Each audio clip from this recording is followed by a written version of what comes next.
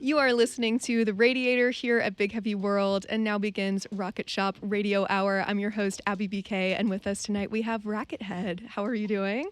Doing great. Thanks for having us. Of course. And so to kick everything off, I'd love to just go around and meet every one of you. So could you all just say your name and your instrument, your contribution? I'm Henry Stoll, and I sing. Hi, I'm Christian. I play the guitar. Hello, my name's Andrew. I play the bass. Woo! I'm Dave, and I play lead guitar. I'm Jimmy. I play drums. Perfect. And we love to kick things off with a song, so what have you got for us? We got a song called Dance Me Tonight. Sweet.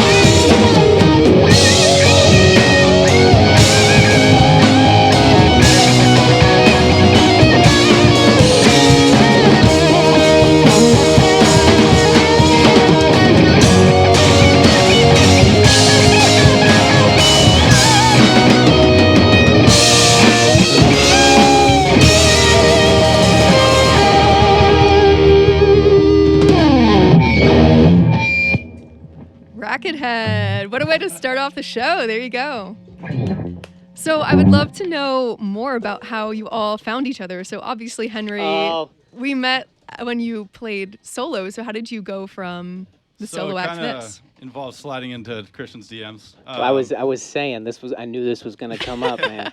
It wouldn't have happened if he didn't. Was it Andrew Connolly? Yeah, it was Andrew Connolly of Blackwater Band. Yeah. Suggested I DM Christian about forming a band because he was doing stuff. So I DM'd him, and this is how I sent them that song, actually. And then he sent it to everyone else, and that's how we all came together. There you go. There were multiple iterations of this group. How long is it, like? Yeah, this band in its original form started like with Christian and I way back in the day, probably like 2021. way back in the day. Playing on Orchard Terrace, Yeah, the two of Christian us. and I lived together, and we were playing music in our basement all the time. And we were like, why don't we just start a band together? And we wanted to cover some of our favorite like grungy songs. So that's how it formed, and it's gone through a couple iterations at this point. 3-piece to a 4-piece to a 3-piece to a 4-piece to our hearty little 5 right here. There you go. So what does the like writing process look like for you guys? Like who writes what first? How do you all collaborate and work on that together? So for like that song example, I wrote that song. I released it on my own Spotify and stuff. But then I brought it to them, and then they all just added their awesome talents to it. And I'm super happy with how we all came together and wrote it together. Really, I obviously wrote beginning of it, but everyone made it ours. And that's the same with all the other songs we're gonna play here tonight. Sweet. You're being too generous. You are the driving force.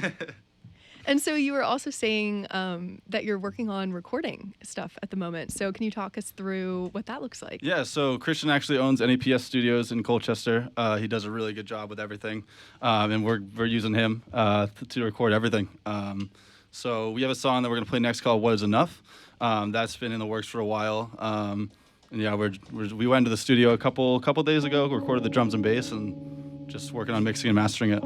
Sweet. So how has it been kind of having that space like right at your disposal? Like that's quite nice that that's there for you. It's been great. You know, my entire life I wanted to open up a studio, and when I finally had the capacity to, it was something I didn't think twice about it. You know, I just leapt without looking, and took a while to shake out, but I'm glad I'm finally at the point now where people know about me and what I do. And, you know, as cliche as it sounds, helping bring other people's visions to life makes me feel pretty damn good. So It's definitely amazing to see. Christian and I have known each other since freshman year of college, so like But 2018. before that, like 2017, 2018.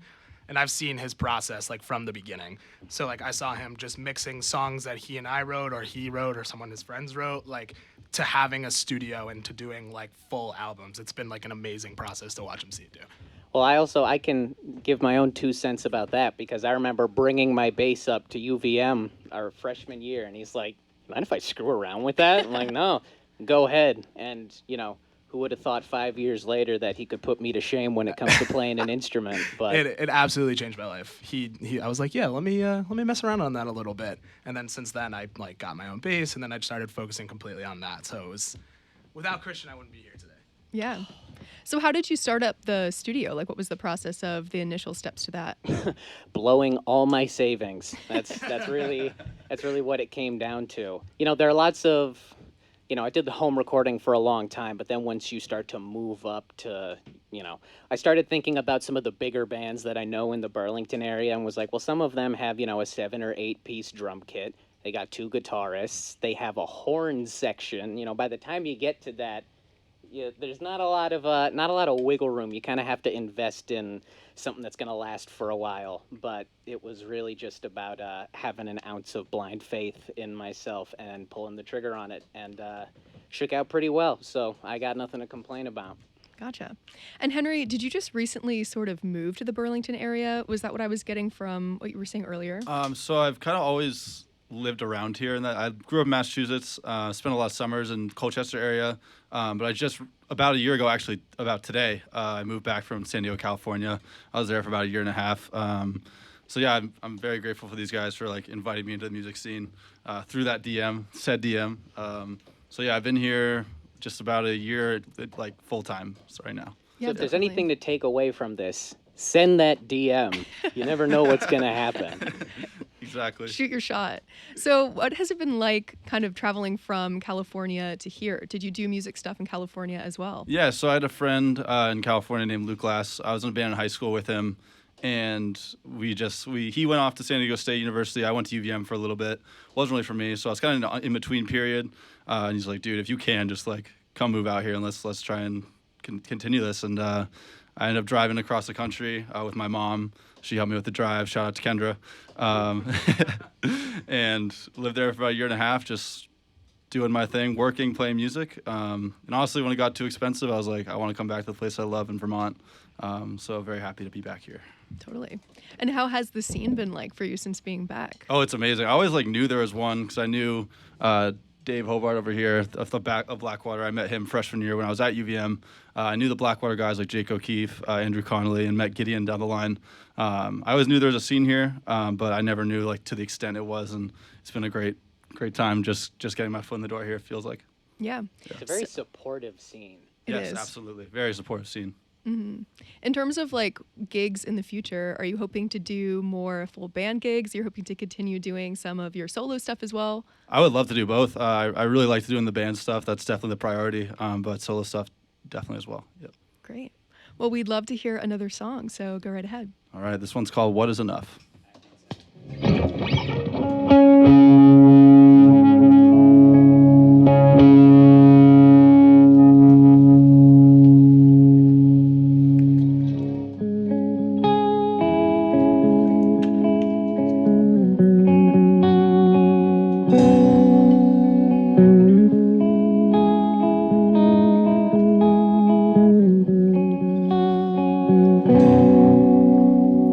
Broken chord sounds ain't right. A creaking open door slams shut throughout the night.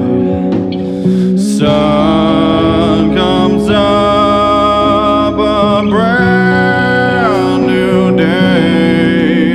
Will the wind be enough to push the clouds away?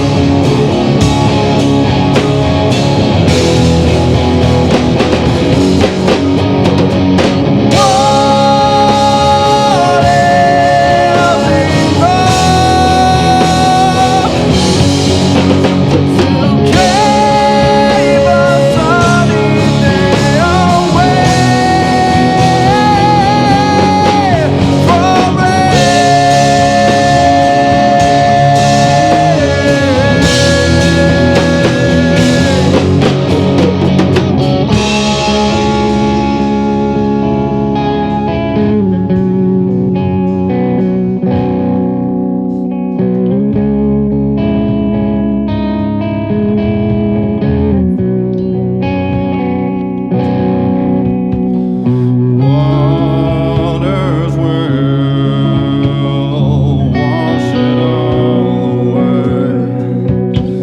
The pain of these so uncertain days. No need to run. The cracks will fill themselves over time.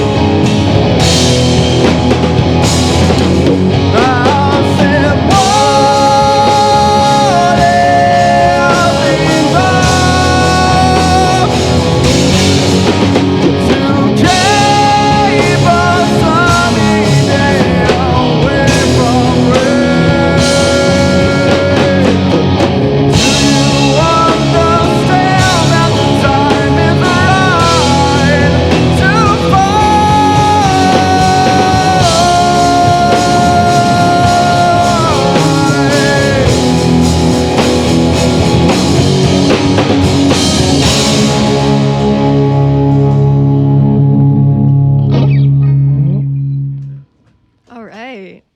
So we've got a question from Bob over there on recording, and he's wondering, so you were saying that you were laying down tracks for the drums and such like the other week. So are you recording all of the different instruments separately, or are you planning on doing some together, and what's your process? Like, why do it that way?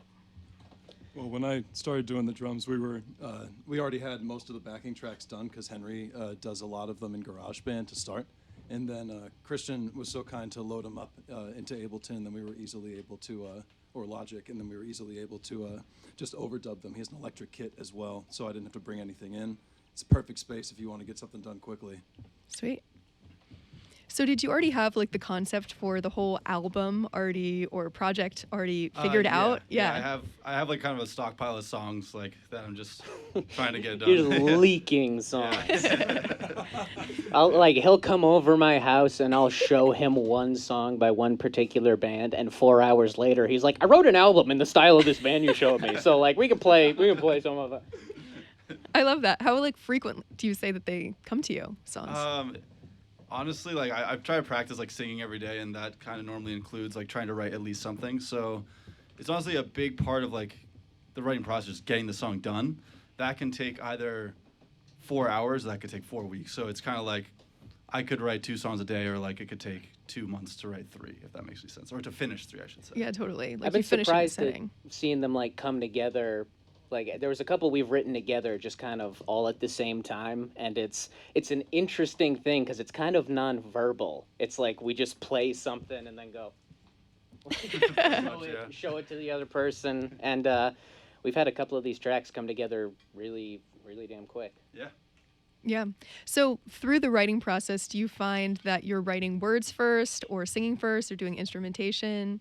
So it actually, like, all those happen differently. Yeah. They happen all at the same time sometimes.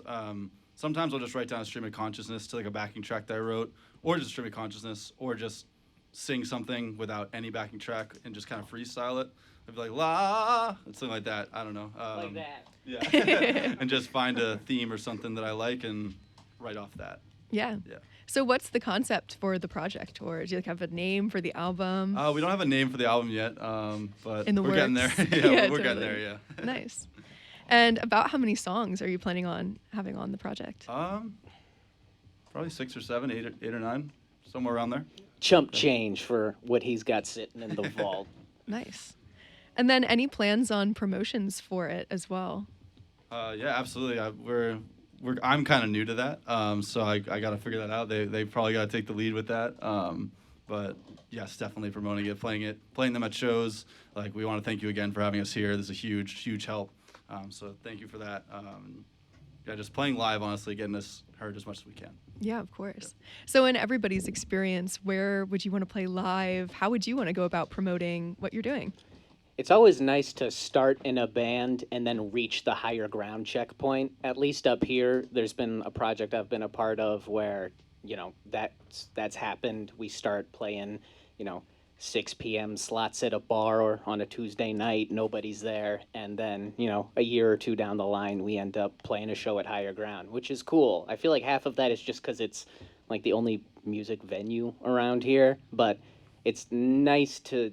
In this particular area, you can see your adding success. Like, you can see it, and it's a very gradual sort of thing, so you notice the change. And with that in mind, like, because Burlington music scene is so supportive and, like, everybody shows up to everything, that is such an amazing thing to be able to play there. But, like, playing here, playing at Radio Bean, like, playing basements even, like, gives me at least the same kind of, like, fulfillment, because it's, like, we just get to, like, play what we love and then be around people who love it too. So that feels amazing.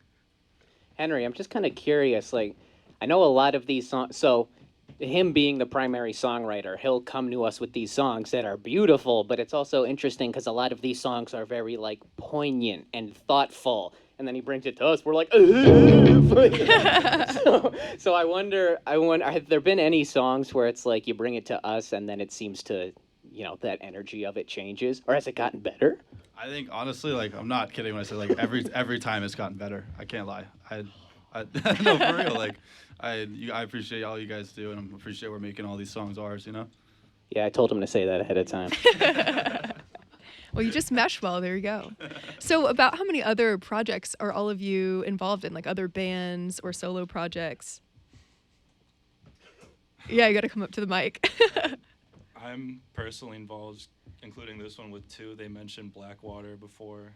I'm also a guitar player in that one. And Sweet. It's nice to be playing with these guys as well. So It would be easier to tell you the band's Jimmy isn't in, honestly. That's funny. I fill in around town. to different projects all the time, but primarily I'm with Moondogs and Wrackethead here, and Rangus, which is a trance-led punk group in Burlington. Very much in love with Veronica, my band leader. She also does a lot of booking in the area. She's great. Who else?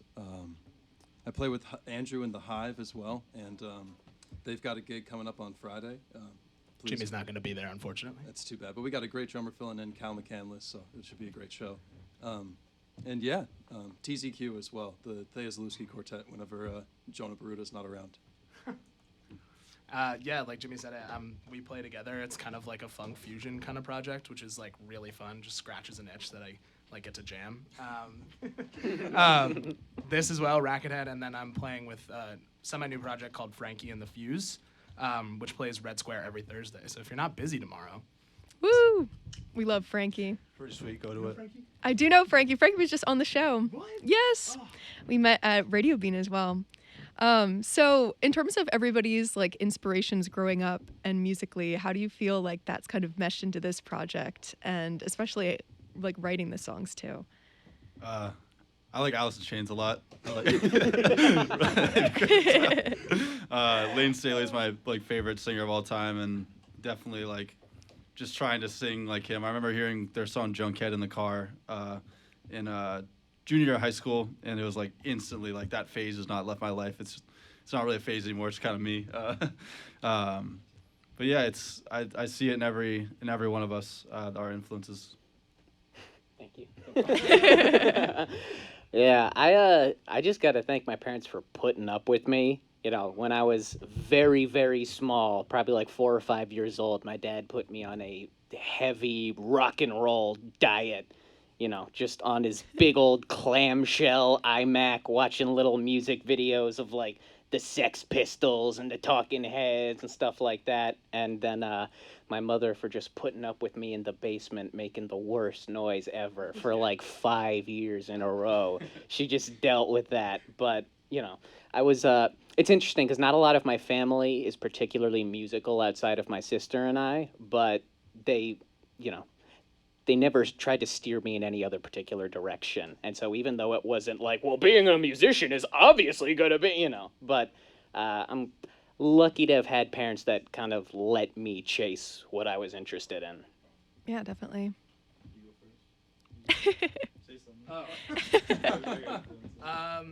I mean, my parents didn't listen to a ton of music like around the house growing up, so everything I was exposed to was like kind of in the car. So I kind of found my own way. Like in high school, I got into music and like I started playing guitar. And again, my parents put up with me for playing just garbage acoustic guitar. Playing Post Malone and Harris 401. Yeah, but like through starting to play music, I found some more influences. So like I really fell into like phases of my life where I was listening to certain kinds of things. So like in high school and in like freshman, sophomore year, I was listening to like a lot of grunge and like alt rock and stuff like that. So it's kind of like taken me down this like winding path of like figuring it out. Yeah, totally.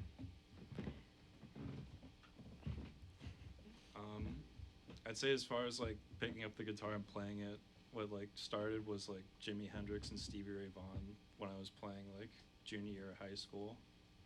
But then coming to college, hearing a lot of different kind of music, like funk stuff, a lot of punk stuff, and like a lot of, I feel like at least for this, a lot of like Nirvana and Black Sabbath stuff comes out on the guitar, which I really like expressing because it's like loud and angry, so it's fun. Yeah. That's Sweet. what I say about that. Very loud and angry guy. You can tell. Growing up, my dad, Vinnie Martucci, was like a jazz pianist, and so I was really steeped in like traditional like swing and bebop and that sort of thing growing up. But I of course rebelled heavily, and I refused to play it for a long time. And that's when I really got into Led Zeppelin and heavier stuff, hard rock from the late '60s and early '70s. Was like, you know, Cream and Queen is just a huge influence. In terms of this project, like Chris Cornell, just Soundgarden in general, Nirvana, all the Seattle grunge scene is like really huge in my heart. Dave Grohl as a drummer, as a songwriter, Chris Cornell as a drummer. If you didn't know, he was the drummer for Soundgarden for 3 years before they found. Yeah. Not knowing that. Right. No, it's crazy. I mean, yeah. He drummed for 3 years. He was the best drummer that they had, and then they didn't know that he could sing. And then once they realized that he could sing, he became the singer. That is a Lane Staley ass story. Right? Isn't it? Yeah. God, if only we knew a singer.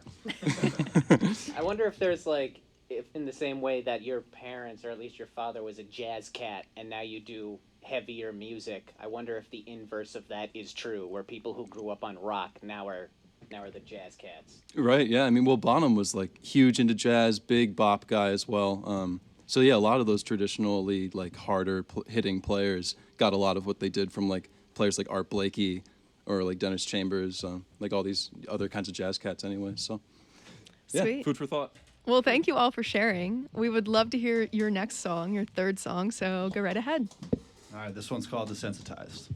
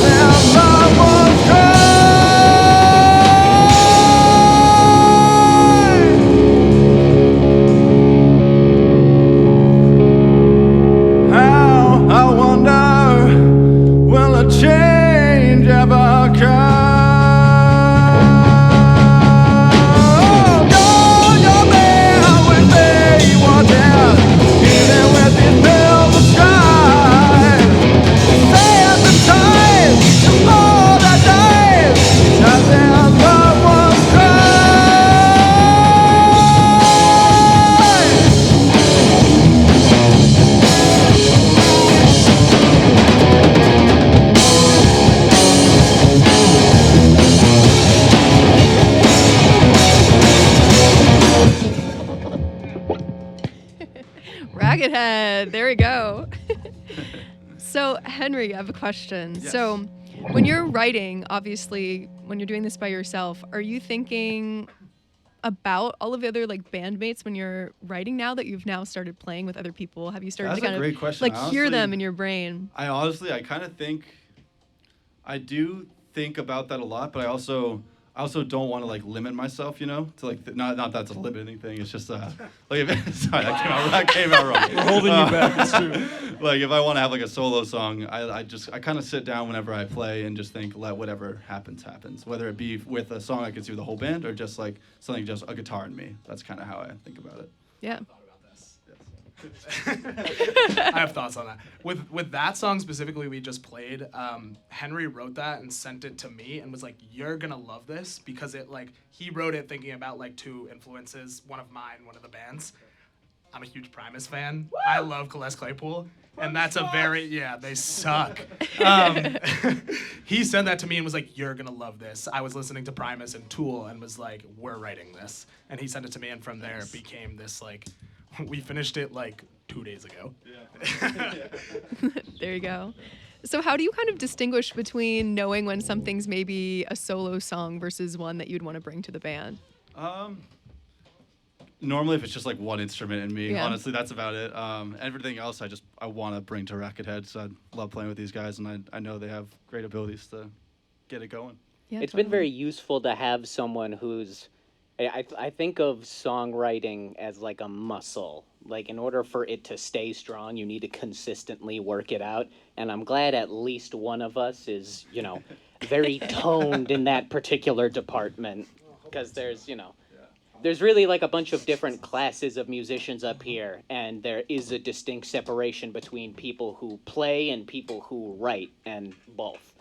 I didn't really expect... with all the jam bands up here and stuff like that, you get lots of people who will come together with no songs, and they'll just, crap out a 3-hour show. Yeah. Yeah, it's true. So Screw those guys. I'm not privy to that. I'm a producer first and musician second, but it's nice to have, different... Henry's a good songwriter. I'm a producer. We got some killer musicians here. It's nice to have a varied makeup. We can get very far with the setup that we have. Yeah. You're here. So what's on the horizon for Wrackethead? Like, what are you hoping to do next? Yeah, to the moon. I just want, me personally, I just want to keep playing shows, and just whoever wants to listen, I just want us to be heard by people. That's kind of my vision, and whatever that may mean. I would love to play Higher Ground someday, and hopefully someday tour. That's kind of my vision for it. Anyone else have thoughts? Yeah, sure. Definitely agree with that. Like, the goal long term is to just be playing. I know we all have backup gigs, but that's the goal. But my thought about it is as long as we're playing together and we're playing live, and for me it feels more for us than it does for anybody else, where we can be in a setting together where we're just playing and expressing ourselves. So long term, the goal is to just play, wherever that may be. Yeah. I love Very well that. said. There you go.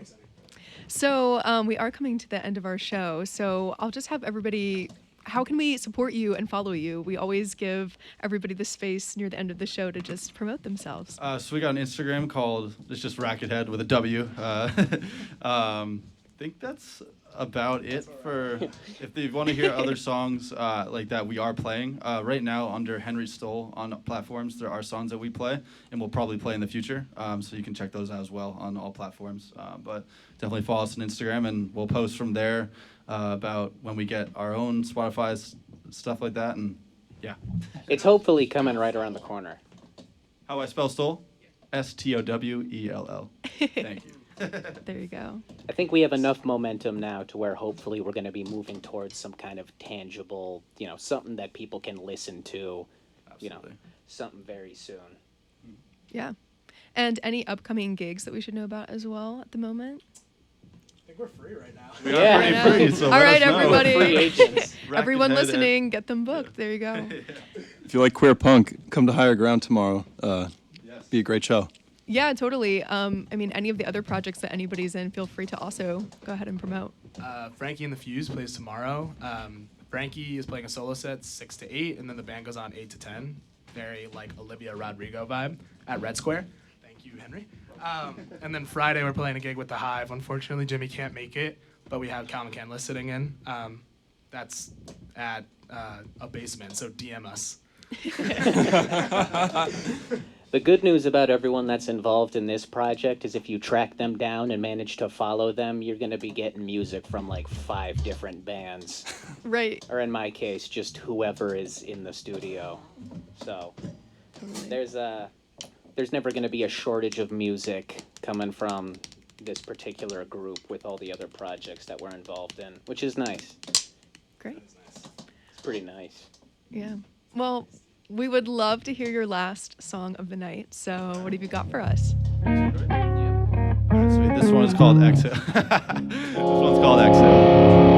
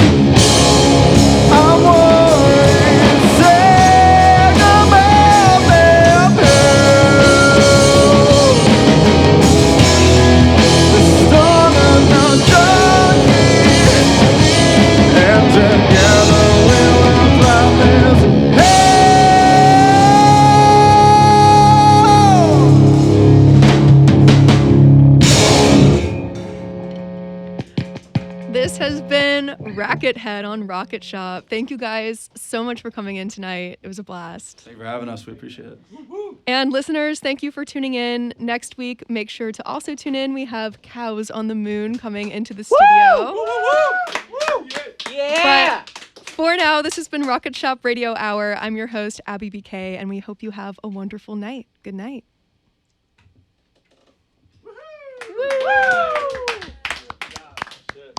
Thank you all. Yeah, thank you so much. Of course.